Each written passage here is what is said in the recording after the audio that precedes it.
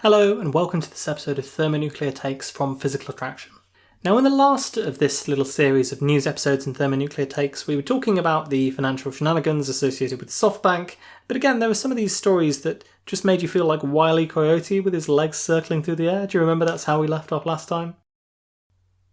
Hey, speaking of a whole civilization that has already run over the cliff and has its legs cycling in the physics-defying attempt not to plummet into the abyss, without realising that gravity is not an optional phenomenon, let's talk about climate change. First off, there were a few quick stories on this theme that I wanted to look at, which you may have seen in the news lately. One which generated a lot of headlines recently was talk of a so-called tipping point in the Amazon rainforest. All I wanted to say here is that there was significant potential for confusion with the term tipping point as applied to the Amazon.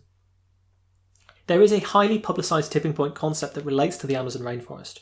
And this is the idea that at some point it might get so deforested and degraded the entire territory would revert to savanna in a massive dieback of trees in the rainforest. Because in many ways the rainforest is a self-sustaining ecosystem that helps to generate its own rainfall. So there's this idea that once you degrade and deforest that ecosystem enough, the whole thing might die off.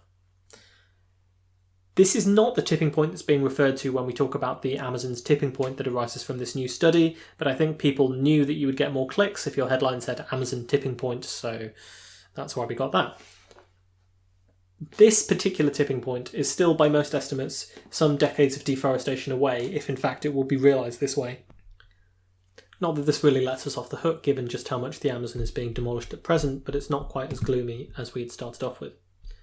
But the new study that is being reported on is instead part of a series of excellent and groundbreaking pieces of work which are occurring recently, which are allowing us to better understand the actual greenhouse gas emissions from land and natural or human-influenced landscapes, through things like actually gathering the data, monitoring the CO2 levels through remote sensing, which we can do from satellites and all sorts of things now. So all of this work is brilliant, and it is helping us to understand a huge amount of how our impacts on the land, surface of the earth and the oceans too, are changing the carbon budget. The carbon accountancy of this sort of thing is incredibly important for not only understanding our impact and understanding which things we have to stop doing to prevent dangerous feedbacks in the carbon cycle, but also for things like afforestation and nature-based solutions where we might try and draw down carbon. We're going to need to be able to have that monitoring, that verification, and so on. We've discussed that in our series on negative emissions, which, as a plug, you can listen to via Patreon and will start coming out on the main feed shortly. So this tipping point that's being described is not a rainforest is doomed tipping point, but the news is not particularly good. Essentially, as the Amazon is drying out and being damaged, fires are becoming more common. And for a large region of the rainforest, southeastern Amazonia, the emissions from the part of the forest that are burning down annually are now exceeding what the forest draws down in a given year, which means that this part of the Amazon rainforest is now a net source of carbon dioxide to the atmosphere. Intuitively, it sort of makes sense how this could happen. When a tree burns, it will release a great deal of its carbon to the atmosphere. When a tree is growing and respiring, it's not sequestering its entire mass in carbon every year, but only a fraction of that. So burning one tree would emit more carbon than many trees growing somewhere else and taking in carbon. As we're understanding more and more about how land use changes are influencing the carbon cycle, this sort of thing is happening a lot. And the importance here is, again, understanding the difference between carbon stocks and carbon flows. So your sequestration rate might be the same, but the amount of carbon that's actually stored there is different. And indeed, this is part of why one of the things that we have to do to combat climate change is so urgently to preserve existing ecosystems in the way that they exist at the moment.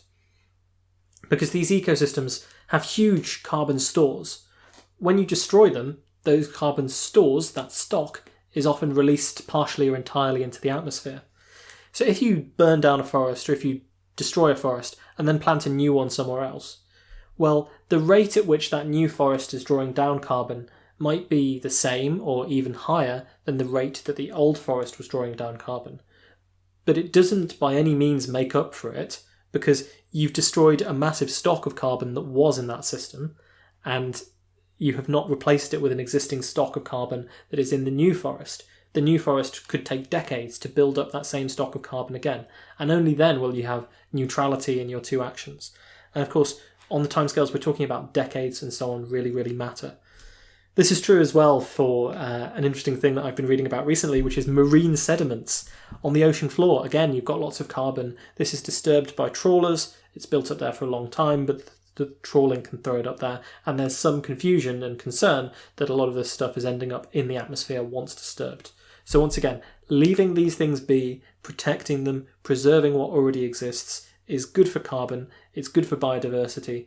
It's good because it tends to be the case that these new plantations and new afforestations are less stable, less resilient, both to climate change and to things like pests and so on, because the natural equilibrium is the way it is for a reason, because that's what works. And I think this is just something to bear in mind when people talk about tree planting and as ways of offsetting our emissions. The negative emissions series goes into this in much, much more detail. But these are all insights that we're continuing to get, by the way, from studies like this Amazon study, which are employing this remote monitoring and verification. There was another example recently. Recent changes to how peatland is accounted for in the UK shows that much of it has become so degraded that it is now a net carbon source, rather than a nice sink that you'd expect, as all of that organic biomass sinks into the earth. And that is because of the ways that it is drying out under our treatment of it.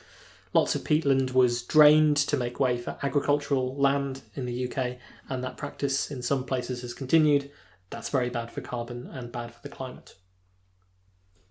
So in terms of the Amazon then, the point of what's going on there is that this is an expected but troubling feedback that is occurring as we continue to kick the Earth's climate system away from what it's used to.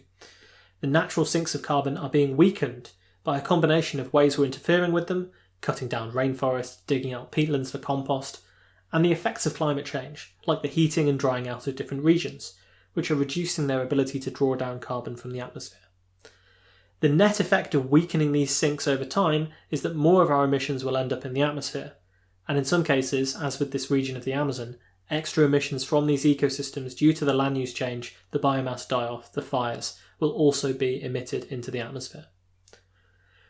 So this is not a new discovery per se, but a quantification of the damage that we're already doing, and it is depressing to consider that the Amazon is becoming so degraded that parts of it, the impact of these fires, the impact of this deforestation, are emitting more CO2 into the atmosphere than the forest itself can absorb.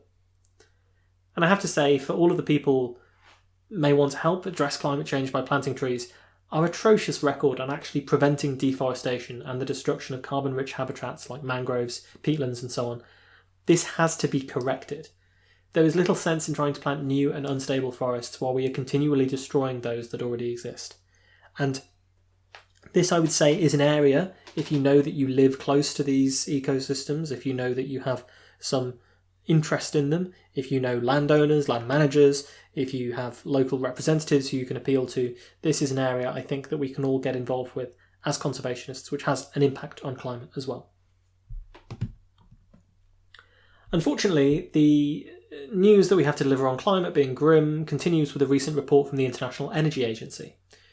Regular listeners to the show will remember our discussions about how the COVID-19 pandemic and associated economic recovery offered something of an opportunity for governments and industry who are required to invest lots of money in R&D and bringing back jobs and so on for the recovery, and had latitude to do so, to redirect funding towards efforts that might do something to address climate change. This, of course, exemplified by the mantra adopted by, at the very least, the governments of the UK and US, Build Back Better. This was associated with the hope that if a truly green recovery did arise, it might be possible that 2019 would have seen the peak of fossil fuel emissions, which would never bounce back above that level.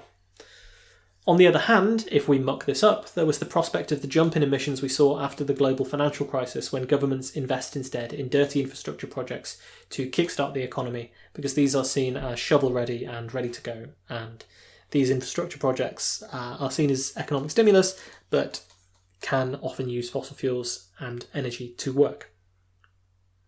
We also talked in those earlier episodes, which I think were quite optimistic about the prospects for a green recovery, about various efforts, including that of Carbon Brief, to track just how much of this recovery money was going into genuinely green projects. Then in more recent news episodes, we have briefly discussed ominous signs of how this hasn't entirely materialised yet, how global emissions don't seem to have peaked in 2019, and how they were starting to resurge as parts of the economy, particularly in China, opened back up. Now we have this new flagship Sustainable Action Tracker from the IEA, and unfortunately it makes grim reading. According to the report, if the world's governments implement their current recovery spending plans, global CO2 emissions will climb again, reaching record high levels in 2023, and are projected to continue to rise in the following years into the decade of the 2020s, if current plans are implemented. It goes without saying, but I'll say it anyway. If that happens, if emissions continue to rise and rise throughout the 2020s, you can really kiss the Paris Agreement goodbye. 1.5 degrees is already a massive, massive stretch, which requires heroic levels of mitigation, massive and stringent immediate emissions cuts, and then, generally, lots of carbon dioxide removal towards the end of the century.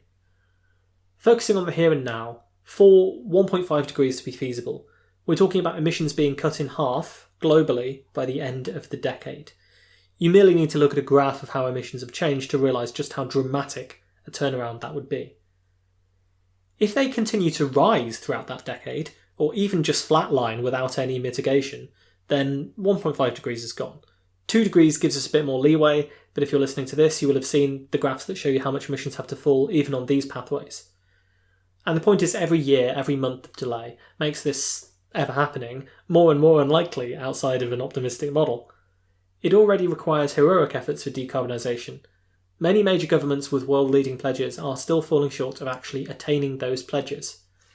In other words, post-COVID, things have improved a little, but we're not looking to be on a greater trajectory yet. I'm going to dig a little more into what the report says. A headline point is that the IEA has a reputation for being relatively conservative. You wouldn't say they're green radicals. Early in the pandemic, though, they released a sustainable recovery plan, which recommended $1 trillion of spending globally on clean energy measures to get the world on track for a Paris Agreement. And that would be every year, I think up until 2025 or something. Current plans, however, only increase total public and private spending globally to $350 billion a year, so about a third of what they suggest. Now, one thing that I would point out with these figures is that according to the report, every dollar of public spending from the government mobilised $3 of private spending that goes and jumps on the bandwagon and gets involved with that. So when you're hearing 350 billion and so on, remember that not all of that is public money, some of that is private money as well. Now, I appreciate that all of these numbers feel pretty meaningless without context, so I thought of a good comparison.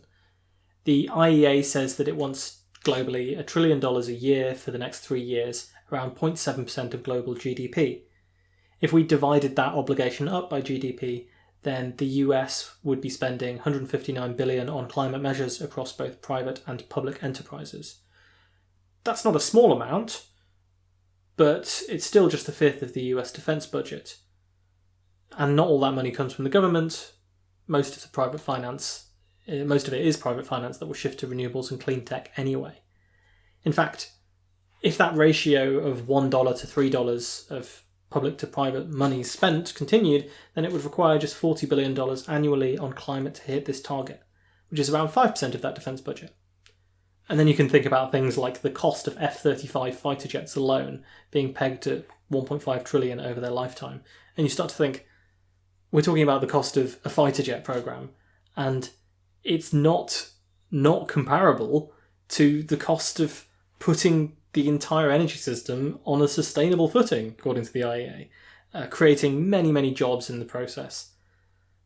And you start to wonder about our priorities, really, with this stuff. I don't want anyone to think, by the way, I'm picking on the US. This same is true of many other countries as well. It's just that this is where most of my listeners live. I know, of course, also that the MMTers among us will be saying that the how do you pay for it question is a red herring. And of course, we have seen in this pandemic just how much money can indeed be found when things are prioritised, ignoring that the IEA says that their investment would boost economic growth, create jobs, etc. But if nothing else, the money that is spent by states is a metric of how much effort they're willing to put in and how much they're willing to prioritise different things. And at the moment, they are falling short. Another point of comparison for these figures. Since the pandemic began, the world's governments have mobilised $16 trillion in fiscal support during COVID-19, most of that being emergency financial relief for individuals and companies. But just 2% of that is earmarked for stuff related to the clean energy transition. If they had set aside just 6% of the funding for climate measures instead, then we would be on the road to net zero and not staring down the abyss of further increasing emissions. So typically, if you sort of talk to Treasury types, if you talk to political types and politicians and so on, you will get a story of like, oh, well, we don't want to spend too much money on this because that will cause inflation. But we're not actually saying double what you've spent over the course of the pandemic. We're saying change it from 2% to 6%, you know? It's not a case that what we've done so far is not going to cause inflation, but this will be the thing that does. The other thing I would say, of course, is that you have to look at what inflation actually is with our sort of MMT head on. Inflation occurs when you have too much money chasing too few goods and services. It's that constraint on the economy when you're not doing stuff that creates productive capacity for you, when you're not creating value, but you are creating money. That's kind of when you get inflation. Well, the sort of fiscal stimulus where we've paid people to stay at home and so on, that is an obvious example of money that is not creating value. The productive capacity is not increased. People are kept safe, which is great. In many cases, there are other positive effects where people have been able to pay down debts and things. That's also great. But you're not increasing the productive capacity with that investment in the same way that you would be if you were investing in clean infrastructure, new ways of heating buildings, electric vehicles, etc., etc. So I think it's a completely different proposition, and that if your concern is about inflation, then again, you should argue that more of this stuff should have been focused towards climate measures instead. And the fact that it's just 2% of what has been earmarked for stuff related to the clean energy transition, 6% would have been enough to satisfy the IEA. You know, we're not talking about breaking the bank on what's been done as part of the recovery. 2.3 trillion, by the way, was explicitly earmarked for economic recovery measures alone. So again, you can compare that to the 380 billion that went for explicitly climate measures. And you can see that, okay, this was an economic recovery stimulus with a side order of greens and not a green recovery. So if we want to have some good news, then the good news is that there has been an increase in intended spending. New policies since this time last year will indeed add that extra 350 billion annually, which does fall well short of the trillion, but is an increase of around 30% on what we've seen in recent years. The IEA estimates that this investment by 2023 would reduce emissions by about 0.8 gigatons of CO2 from where they would have been without this investment. So it's avoided nearly 1 billion tonnes of CO2 emissions annually by 2023. But that's still 3.5 gigatons above where we'd need to be by 2023 for their net zero pathway, and a reminder that emissions at the moment are around 40 gigatons a year. So we're preventing our emissions from getting worse at a rate that is quite small compared to the overall size of the problem. Drilling down further into the report, the IEA notes that this is not equal across different countries. On average, we're about 33% of the way to their target. Wealthy nations, however, are 60% of the way there. Poorer nations are just 20% of the way there. In large part, this is because these nations have been harder hit by the pandemic, they've been harder hit in health terms, harder hit economically, and their governments tend to be much more politically constrained in their ability to spend, wary of inflation, often in debt to other countries, that kind of thing. The IEA also had another report out talking about the power and electricity sector specifically in the last year. Here they note that while renewables are continuing to grow strongly, the demand for electricity is growing even more quickly as economies recover, such that the increase in renewables can only make up for half of the increase in electricity demand. The result is that gap, where we've got too much demand, not enough new renewable supply, it's being plugged by fossil fuels again, with even coal-fired electricity set to increase in the next few years. And that really is as bad as it sounds. So some takeaways from the report that are very obvious. Wealthy nations need to do much more to help finance poorer nations. This is one of the major aims of the upcoming COP26 climate conference in Glasgow, but also historically one of the hardest aspects of climate policy to negotiate internationally. So we'll see how that goes. There are people talking about increasing the proposed climate finance commitment. There has been a long-standing commitment which has not been met, which is that 100 billion annually would go from wealthy countries to poorer countries to help them with climate mitigation and climate adaptation. Now, I think this is extremely important. Extremely important. This isn't just a social justice phenomenon, it's a practical, how do you decarbonise the world? How do you avoid the most emissions for the least bucks? That's how you do it, is you put it where it's needed. It is possible that the IEA, who have been historically guilty of underestimating renewables, their projections of a return to fossils may prove to be too pessimistic in the next few years. We can only hope so. And that's a caveat I should point in. But I think that the fact that we're seeing this divergence in investment is part of the immense frustration with the inequalities of our current economic system and how this makes tackling global problems like climate change so difficult. There should not be more solar panels in the UK than the entire continent of Africa, but there are. Developing nations have an opportunity to leapfrog the wealthy world and get access to the benefits of electrical power without relying on fossil fuels. At the same time, it's absolutely critical that they do, because if these nations start building a fossil-fueled economy, it will lock in emissions for decades, and there will be far too much inertia to track back on that. If they're getting these new energy services, the ones that we in wealthy nations have relied on and enjoyed for many years, with dirty infrastructure, then we're in real trouble. Which means that every dollar spent in poorer nations ensuring that they're powered by solar and wind, and that the infrastructure is electrified and not fossil fuel based, this is what has the huge disproportionate impact globally when it comes to avoiding potential emissions in the future and keeping large swaths of the planet habitable, as well as, of course, extending the benefits of energy, which we want to do, to more and more people. But the inequities in our system mean that what efforts are made, what dollars are spent, and what deployment there is balanced in favour of things where it is still effective, but not as effective as it would be. Yet again, there's a future that's not very evenly distributed.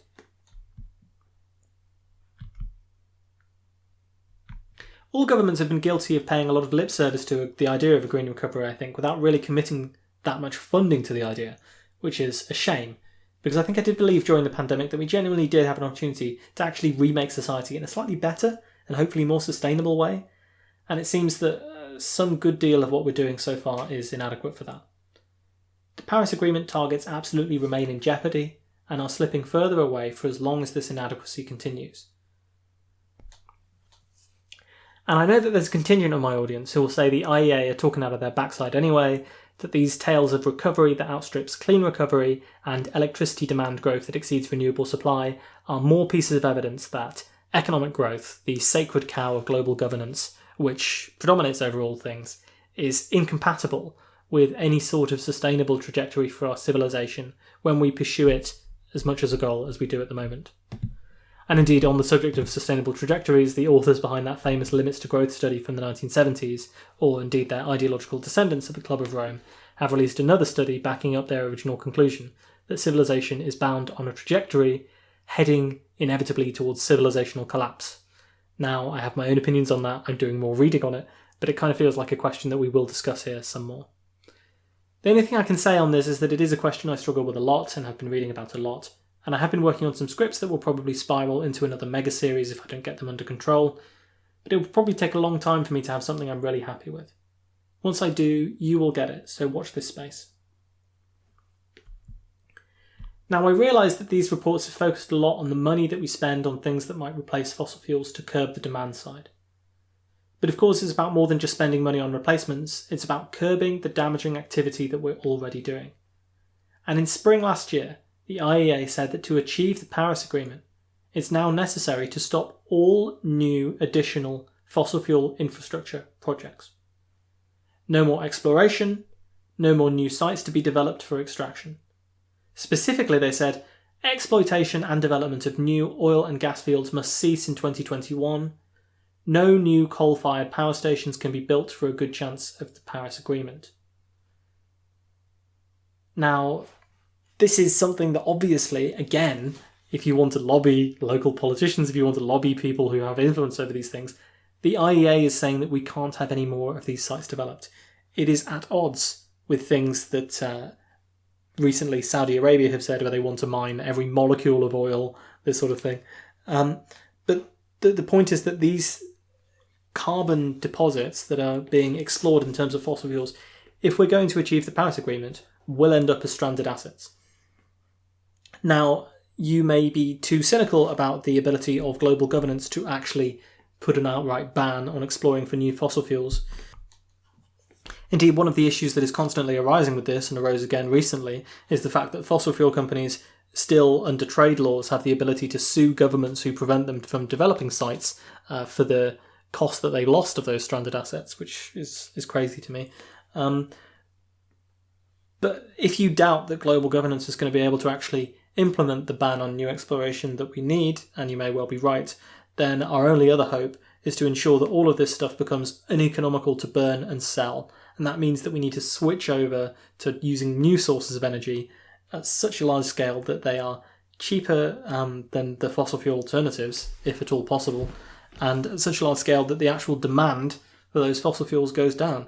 So anything that we can do to curtail the supply side is good. Anything we can do to reduce the demand side is good. The fossil economy has to end, and it's as simple as that, really. But this proclamation by the IEA that this new development is incompatible with Paris now, I think is a concrete thing that you can use to say, look, you can't tell us that these new developments you're proposing, the new coal mine in Cumbria that has been proposed and so on, is compatible with Paris, because organisations that aren't that radical are saying that it certainly isn't. The phase-out plan the IEA drew out also included by 2025, I think, not selling any more fossil fuel boilers. From 2030, the majority of car sales are electric, fossil fuel cars being phased out entirely by 2035. So again, you have to look to your governments, look to your private sectors, look to other organisations who are involved with, is this what they're doing? Does the rhetoric around the Paris Agreement, around tackling climate change, around net zero, does this match reality? Because this is what the leading authorities on energy supply are saying is necessary. Net zero by 2050, action on climate change, world leaders on climate change, the Paris Agreement that we have signed up to as a business or a city or a country. These are pretty phrases, but they have logical implications and consequences that directly impact what your action today and what your policy today should and must look like now. What organisations have to be planning for and doing now. Since 2018-19, many more corporations and governments, I think, have been willing to talk a big game on climate in response to public concerns. But there are plenty of other things everyone says they're in favour of that don't get done. So it's feet to the fire time now. What are the plans for these short-term and immediate implications of doing what you say you'll do? We got a bit polemical there at the end. Thank you for listening to this newsy episode of Thermonuclear Takes from Physical Attraction. Remember, you can find us on the web at physicspodcast.com. There you'll find the contact form. Any comments, questions or concerns, please get in touch with me. I love to hear from you. Any topics you'd like us to discuss, people you think we should interview, all that sort of thing. I love to hear it. It's great to get feedback from listeners, so please send that along. You will also find there ways you can support the show financially. You can donate to us. There's a PayPal link. There's a Patreon. Subscribe there to get bonus episodes and early episodes as soon as they come out. We appreciate all of those of you who have already done that. You can engage with us on social media. The links are also on the website. And, of course, one of the many ways that you can support the show if you enjoy what we do, if you think it's important, please tell other people who may be interested about the show to listen to it. And stick your listening habits up on social media and stuff like that. It all makes a big difference and we really appreciate it. Until next time then, please do. Take care.